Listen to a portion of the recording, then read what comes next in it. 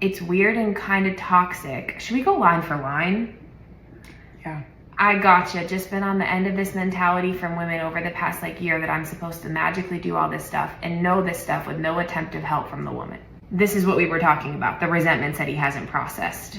Could have seen it coming, you know? How are you gonna expect someone to make plans for you when you're a whole ass adult in the situation too? It's very abrasive. It's not gonna put her in her feminine, that's for sure.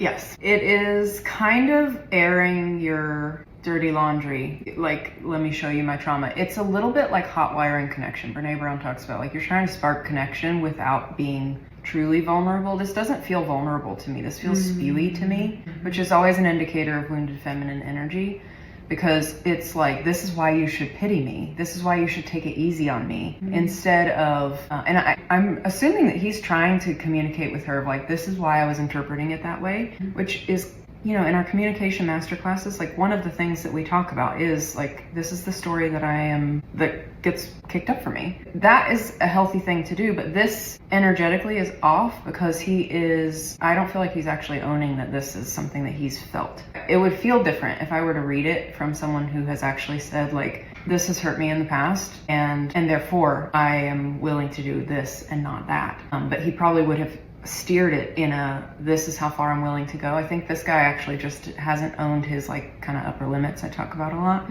of how far he is actually able to go. His boundary's pretty like far back here. He doesn't have a ton of like generosity space to offer, is how I interpret that. Until he processes it all and gets it out of his body. Yes.